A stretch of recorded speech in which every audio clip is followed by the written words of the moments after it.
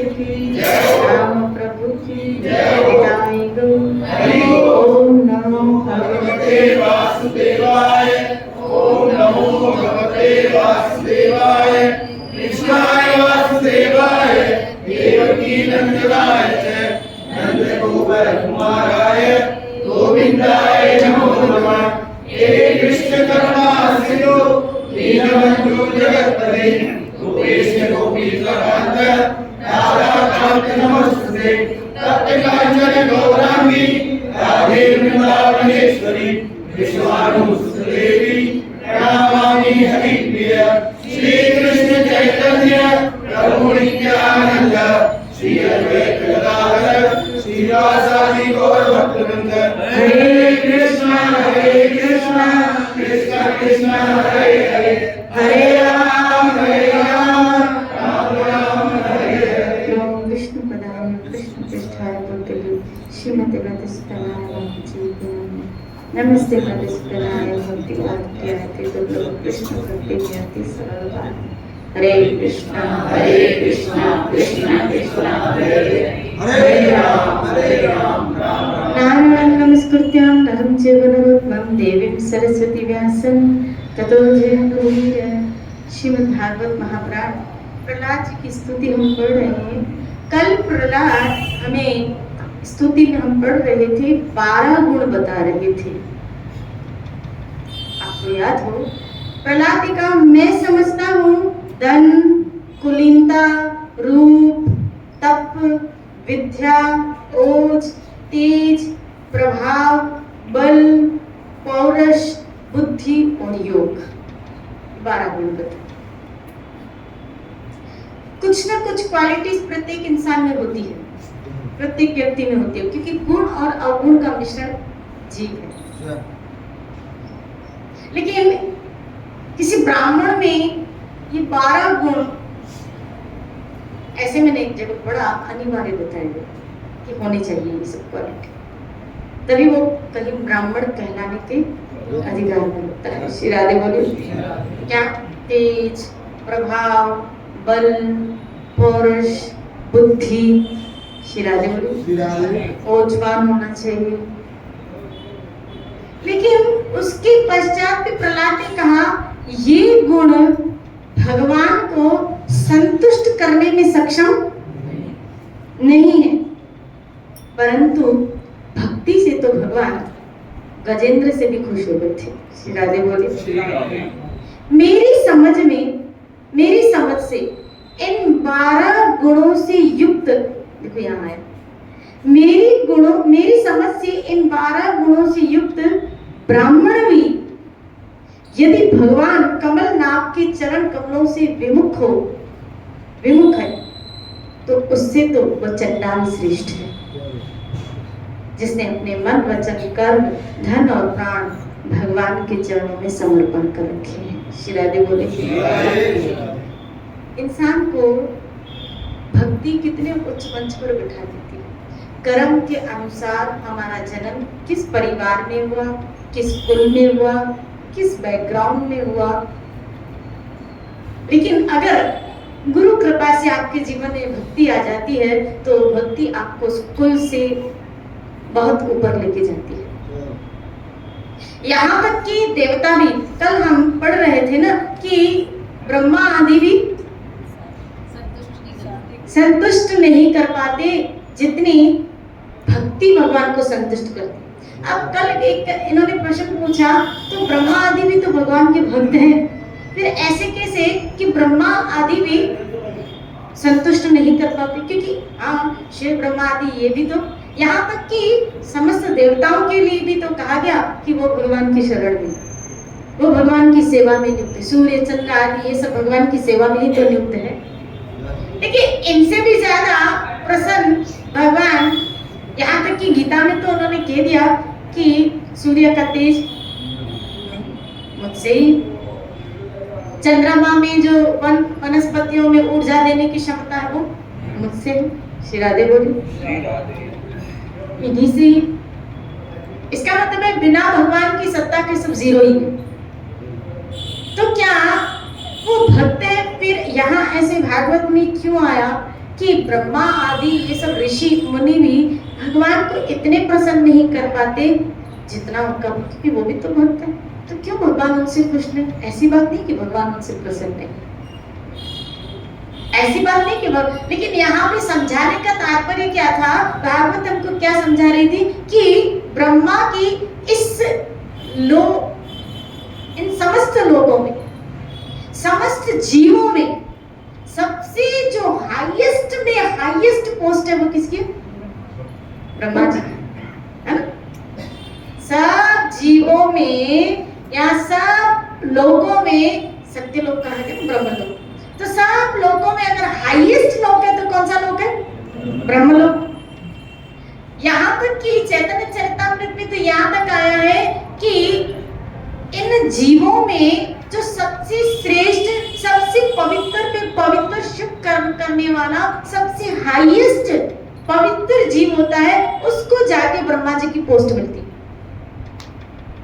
जो इस ब्रह्मांड में सभ्य होता है कि सबसे श्रेष्ठ जीव कौन है, उसको जाके ब्रह्मा की, और जिस युग में, जिस काल में जब ब्रह्मा का परिवर्तन होता है और ऐसा जीव जब कोई नहीं मिलता है, तो फिर भगवान स्वयं ब्रह्मा का स्वरूप लेके उस गद्दी को संभालते, जिसको चैतन्य चरितामृत ने कहा ईश ब्रह्मा।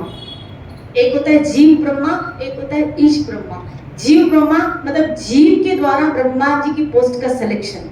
ईश ब्रह्मा मतलब जब कोई जीव ऐसा नहीं मिलता तो स्वयं ईश्वरी ब्रह्मा बन के इस सृष्टि का संचालन उत्पत्ति करते हैं।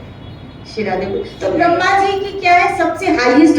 तो भागवत यहाँ कह रही है क्या कि ब्रह्मा की पोस्ट में भी पहुंचने वाला व्यक्ति, यानी ये हाईएस्ट पोस्ट का रिकमेंडेड किया गया है कि इतनी बड़ी पदवी प्राप्त करने के पश्चात भी, इतनी बड़ी पोस्ट प्राप्त करने के पश्चात भी, इतना बड़ा पद प्राप्त करने के पश्चात भी अगर वो भक्त नहीं है तो वो भगवान को प्रसन्न, लेकिन अगर वो बड़े पद में पहुंचने के बाद भी अगर भगवान की भक्ति में रत है तो ऐसा नहीं कि भगवान उससे राजी नहीं हो, अगर उसमें वो दीनता है। आप देखिए ना, यही ब्रह्मा ने भगवान की एक बार क्या ली थी?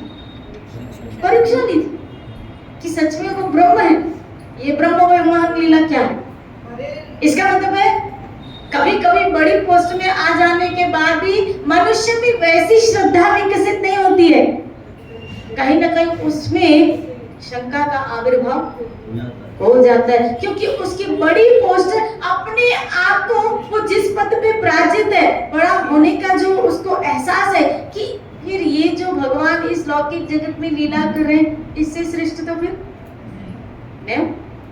श्री राधे बोलिए। तो ब्रह्मा जी को क्या आया कि भाई ऐसे झूठा खा रहा ये भगवान हो सकता है, फिर इससे श्रेष्ठ तो मैं। यहाँ आया किस चीज का? अब जहां ब्रह्मा जी को समझना, जहां ब्रह्मा जी को ये भाव आया कि ये झूठा खा रहा, और कहा शबरी झूठा खिला रही,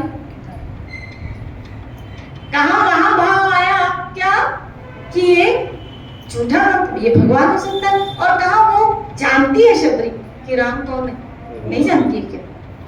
जानती है, क्योंकि जो गुरु के और मदक जैसा ऋषि जिस गुरु के आश्रित थी, तो गुरुजनों के आश्रम में रहकर उस ब्रह्म का साक्षात्कार नहीं किया होगा क्या? क्या नहीं जाना होगा क्या कि राम?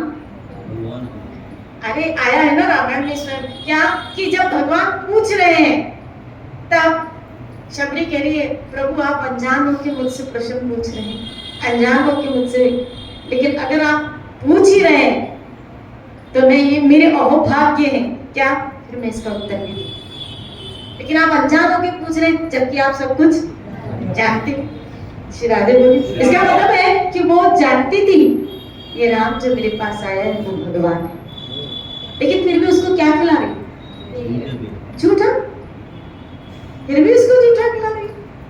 कहीं शंका नहीं आई क्या कि ये भगवान झूठा भी, क्योंकि कभी कभी इंसान को बड़ा पद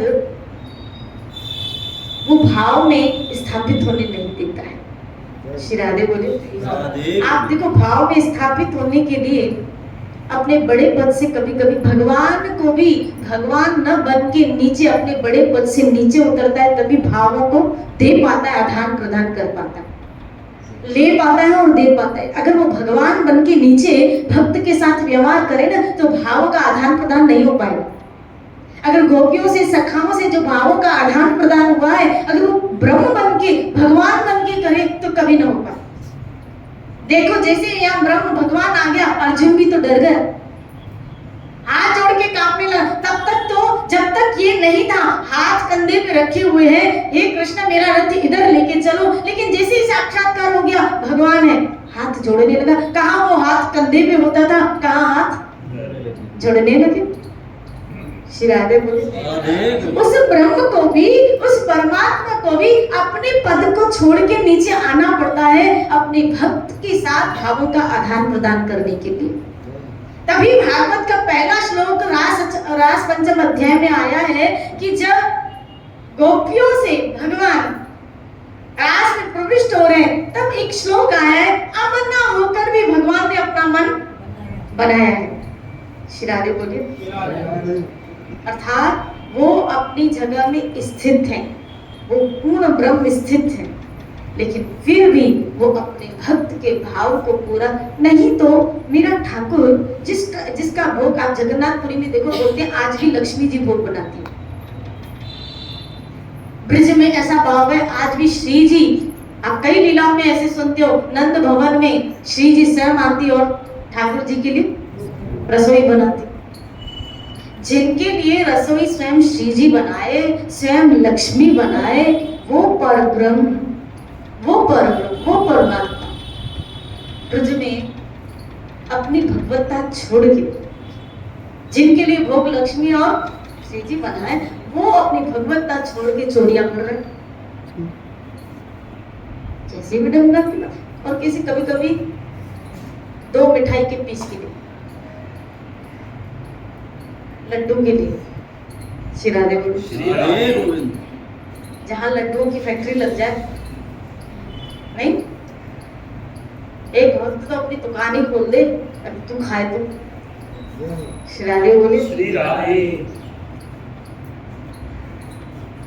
और वो 2 लड्डू की कभी कभी तो चोरी कर। एक माखन कितना, एक माखन का,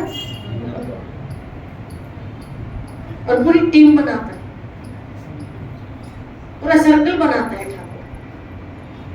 क्या बोला, यहाँ आज चोरी करेंगे, क्या मजा आता है उसको ये सब करने में।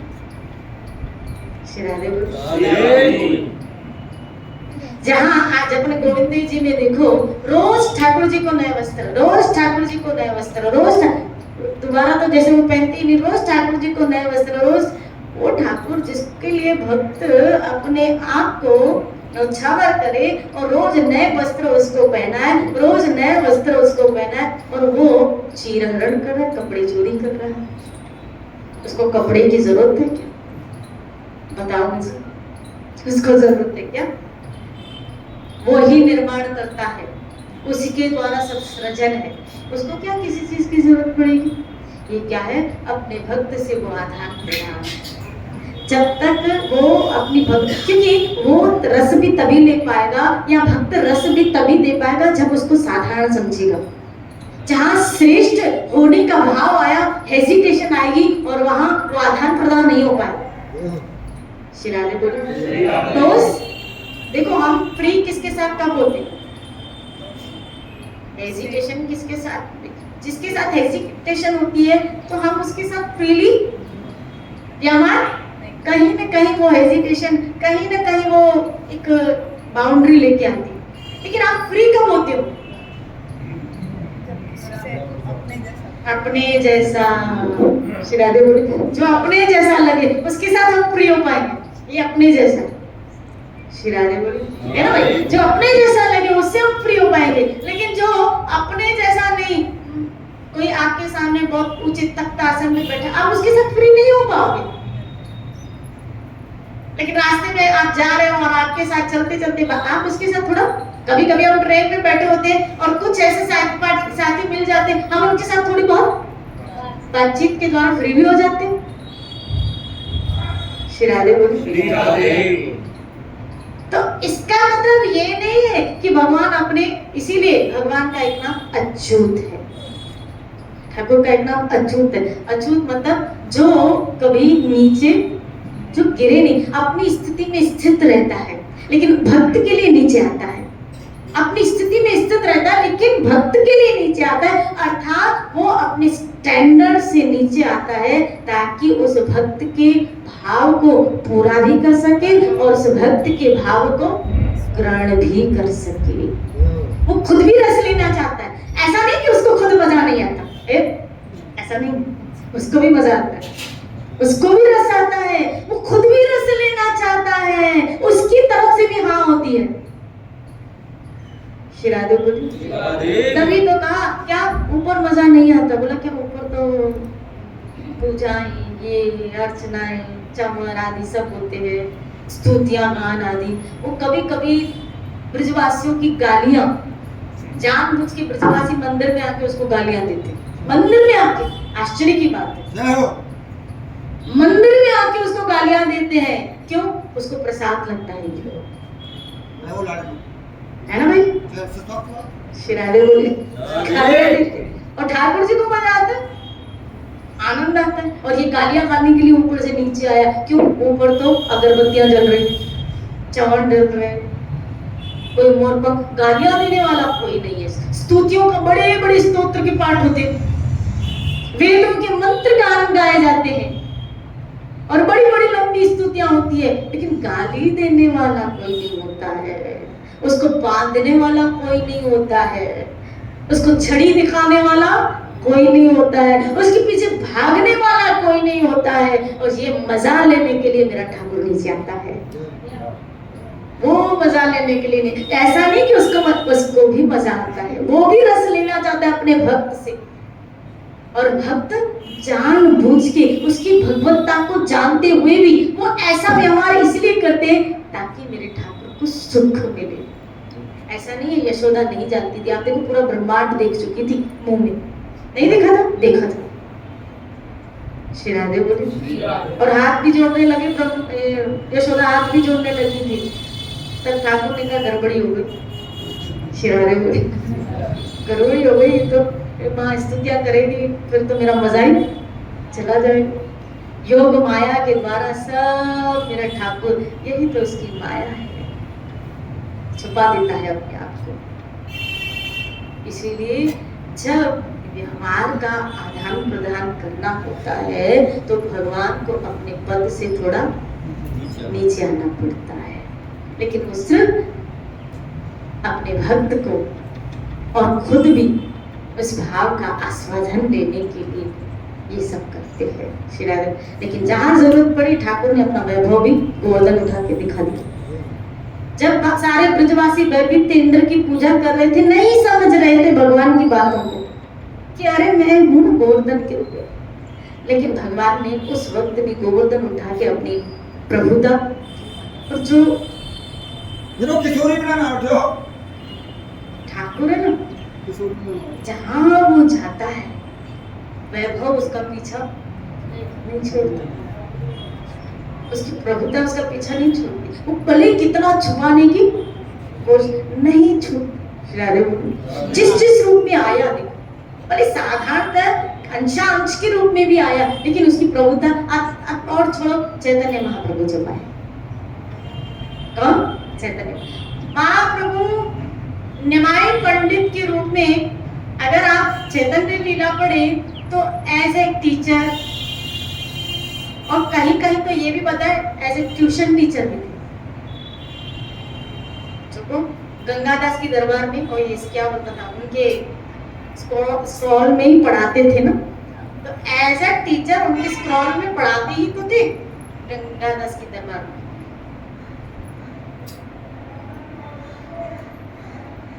उन्होंने कोई लॉन एक प्लेटफॉर्म दिया था उनको, और उनके स्कूल में वो पढ़ाते थे एज ए टीचर, फिर ट्यूशन भी पढ़ाते थे। मैं आज की भाषा में अगर मैं समझाऊं, उस वक्त तो वेद पाठ था, व्याकरण था, व्याकरण पढ़ाते थे वहां पर। और कैसा करते थे, डिबेट कोई भी मिल जाता, मुकुंद मिला, एक बार गदाधर मिला, और गदाधर बहुत सीधे बहुत सीधे बहुत सीधे, गदाधर बहुत सीधे थे। एक बार गदाधर मिले और एक श्लोक, तो महाप्रभु ने कहा इसका व्याकरण संधि करो। उसने किया, महाप्रभु ने कहा गलत किया। तो बोला इसका सही क्या? बोला आप ही करो, मेरे को तो। गदाधर ने कहा आप ही बताओ। तो महाप्रभु ने इसको किया, तो बोला सही है सही है। गदाधर बोला देखा ऐसे होता है। तो गदाधर ने कहा बिल्कुल आपने जो इसको करेक्ट किया ये ऐसा ही। महाप्रभु ने फिर कहा बोला ये मैंने जो किया ना वो गलत है। शिरारे बोले वो कंफ्यूज कर देते थे, बिल्कुल कंफ्यूज। वो बेचारा सोच में पड़ गया कि ये गलत है, इतना सीधा। फिर महाप्रभु ने दूसरा, क्योंकि महाप्रभु तो स्वयं साक्षात दूसरा उसको श्लोक लगे टर्न कर दिया और उसको व्याकरण। गदाधर ने कहा सही। बोला देखा इसका मतलब है तुम्हें कुछ नहीं आता। जो मैंने पहले कहा उसको भी सही बोला, अब जो बोला उसका भी सही बोला। एक्चुअल में जो तुमने कहा था ना वो सही। वो तो बिल्कुल ही कंफ्यूज हो गया। शिरादेव बोला उससे हाथ जोड़ लिए, बोला आपको जो वो महाप्रभु as a teacher, as a tuition teacher, लेकिन बिल्कुल साधारण की तरह, लेकिन क्या उनका वैभव छुपा नहीं छुपा। भगवान जब भी बोले साधारण बने, उनका वैभव नहीं छुप पाया। आप देखो इसी नदिया में, इसी नवद्वीप में जब महाप्रभु इन्हीं नदिया वासियों के साथ कई बार ऐसी लीलाएं घटी जिन्होंने चैतन्य चरितामृत पढ़ी है चकित रह जाए कि कई बार ऐसी लीलाएं घटी कि होता था कहीं और महाप्रभु को सब पता चल जाता था। नहीं, एक बार आया नहीं, एक बार अद्वैत आचार्य इसके मन में आया, अद्वैत आचार्य उसके मन में आया कि मुझे महाप्रभु के चरण छूने, लेकिन महाप्रभु से अद्वैत आचार्य बहुत एज में एक पिता के तुल्य थे, इसलिए महाप्रभु उसकी बहुत रेस्पेक्ट करते थे। तो इसलिए चरण छूना तो बहुत दूर की बात रही। अद्वैत आचार्य को एक बार था कि भी एक बार मुझे इनके चरण छूने, इनकी आरती करनी,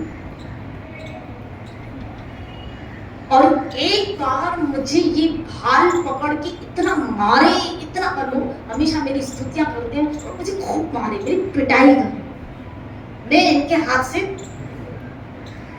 लाफे खाना चाहता हूँ, मार खाना चाहता हूँ। शिरारे बोली महाप्रभु ने देखा कि इनका भाव क्या है, ये इस काल में पॉसिबल कैसे हो। तब अद्वैत आचार्य ने सोचा कुछ ऐसा किया जाए। उन्होंने क्या किया, उनके दो घर थे, एक शांतिपुर में था और एक नवद्वीप में, मायापुर, आप लोगों ने देखा। तो इस बार अद्वैत आचार्य अपने परिवार के साथ शांतिपुर में बिना किसी को कुछ बोले चले गए, बिना किसी को कुछ बोले शांतिपुर में चले गए, और शांतिपुर में वहां जाके निराकार का प्रचार करने लगे। और ये बात महाप्रभु के कानों में पड़ी। तब न देखा आए न देखा ताए, नित्यानंद जी के साथ महाप्रभु गंगा पार करके इतना भाव आवेश में और इतने गुस्से में थे, इतने गुस्से में थे। ये सारा भाव किसका था? अद्वैत आचार्य। अद्वैत आचार्य चाहते थे कि ये मुझे मारे। इतना महाप्रभु गुस्से में, ईश्वर आपके भाव का ये यथामाम, जैसा भाव वैसा मैं परिणाम दूंगा। आए और आके क्या किया, शांतिपुर में न देखा आए न ताए, जो सीता ठाकुरानी उनकी वाइफ अद्वैत आचार्य, उनके सामने अद्वैत आचार्य जी की चोटी पकड़ी, चोटी शिखा पकड़ के उनको धरती पे पटके उनको छाती पे चढ़े। और उनकी छाती पे चढ़ के इसे मारने लगे। श्री राधे बोले सीता ठाकुरानी उसकी पत्नी, अब उसके कोई पत्नी के आगे उसके पति को कोई मारे, सोचो जरा आप विचार करो, आपके सामने आपके पति को कोई मारे। श्री राधे बोली, और वो भी कौन, निमाई उसकी, यानी उसके हाथों में पलक, इतना छोटा, छोटे से बड़ा इनके आंखों के। ये जब पैदा हुए थे तो सीता ठाकुरानी आया चैतन्य लीला में कई गहने लेके गई थी, सुंदर सुंदर गहने सारे सीता ठाकुरानी लेके गई, और सोचे जो हमारे हाथों से बना वो आज मेरे पति को मार। श्री राधे बोली, और अद्वैत आचार्य इतने अंदर से खुश है, इतने अंदर से खुश है, क्या जो वो चाह रहे थे वो हो रहे थे। इशारे में अपनी पत्नी को कहा आरती की थाली तैयार कर। श्री राधे बोली मार खाने के बाद कोई आरती करे किस बात में। श्री राधे बोली उस वक्त महाप्रभु को नाड़ा नाड़ा प्यार से बुलाते थे, भक्ति छोड़ दोगे, मेरी पूजा करना छोड़ दोगे। मैं ये समझाती हूँ ऊपर ब्रह्म भले कैसा भी वेश, लेकिन उसका वैभव छुपाने से कहीं ना कहीं वो किसी न किसी तरह से भक्त के आगे प्रकट हो ही जाता है। श्री राधे भक्ति का प्रचार छोड़ दोगे, तुम्हारे कारण मैं ऊपर से नीचे, तुम्हारे चिल्लाते तुम चिल्लाते थे मैं ऊपर से नहीं, और तुम आज निराकार की प्रचार करोगे, भक्ति का प्रचार छोड़ दोगे, मैं तुम्हें छोड़ूंगा नहीं। इसी करके उसके ऊपर चढ़े। जय हो अद्वैत आचार्य, जय हो कह रहे, बोले मारो और मारो। श्री राधे बोले, और इतने में महाप्रभु का आवेश छूट गया और वो गिर गए। बोला जल्दी बोलो ना आरती की थाली लेके। वो आरती की थाली लेके इसकी पत्नी को समझ में नहीं आ रहा था वो क्या मार खा के आरती कर रहा है मेरा पति, किसकी आरती कर रहा है। उस आरती करने उसके चरणों तक महाप्रभु के दो उनके चरण छूने लगे, और महाप्रभु की जब आंख खुली, क्योंकि आंख खुलने के बाद तो ये नहीं करने देते थे, तो इसलिए ये सब लीला उन्होंने कहा कि जो करना आंख बंद कर लो, उसके बाद तो मैं करने नहीं। आंख खुली जैसे महाप्रभु की पूछा, महाप्रभु ने आप आचार्य जी मुझसे कोई गलती तो नहीं हो गई, मुझे माफ कीजिए, पता नहीं मुझे क्या हो गया, मुझसे कोई, बोला रहने दो अभी सब रहने दो। बोला चलो नवदीप वापस। अद्वैत आचार्य ने कहा हाँ चलो, अब मेरा काम हो गया, जो मुझे करना था वो हो गया।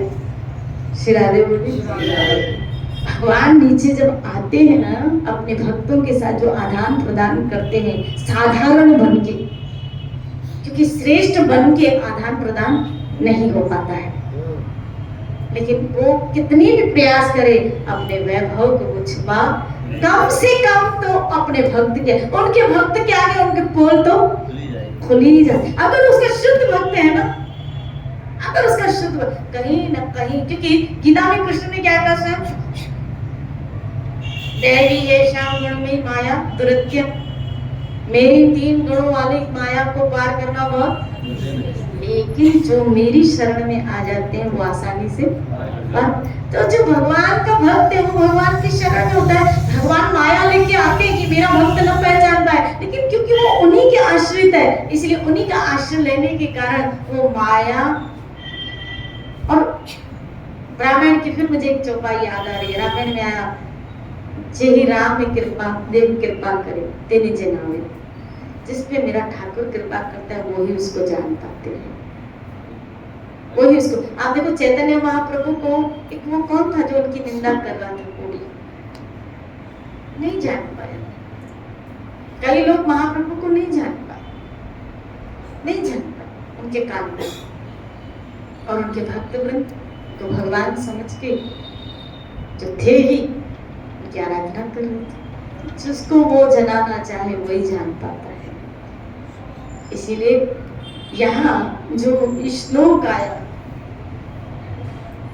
कि उच्च पद, ब्रह्मा जी का उच्च पद है, वो भक्त है, नो डाउट, लेकिन यहाँ पद का कोटेट किया कि भले इतना बड़ा पद भी क्यों ना हो, लेकिन अगर आपके जीवन आप भक्त नहीं है तो वो पद सफिशिएंट नहीं है भगवान को ले जाने में, भगवान को पाने में, चाहे ब्रह्मा जैसा पद आपको क्यों न भक्त। श्री राधे ब्रह्मा की पोस्ट में आने के बाद भी आपके अंदर भक्ति होनी चाहिए। इम्पोर्टेंस है तो कौन सी चीज है?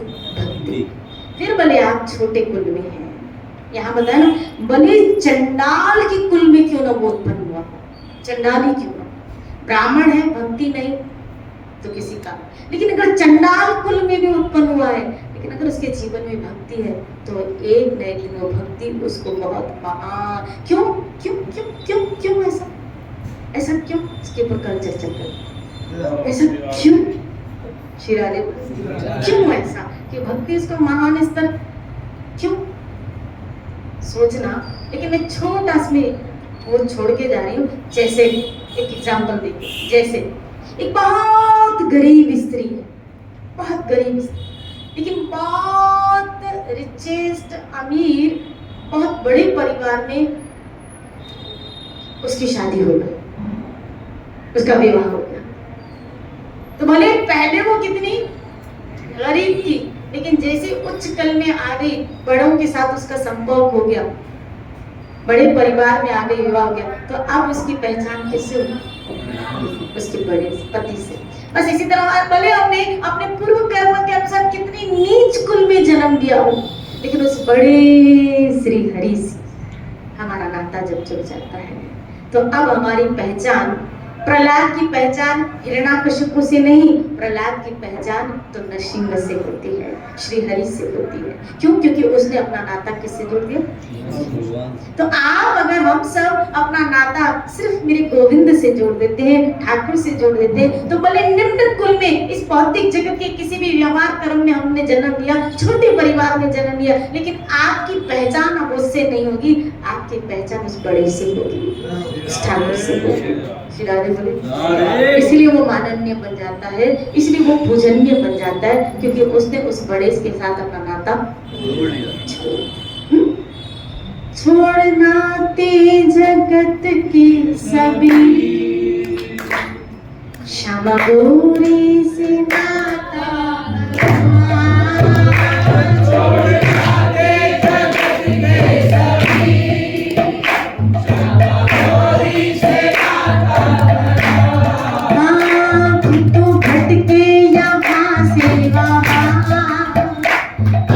चरणों में आ बैठ जा,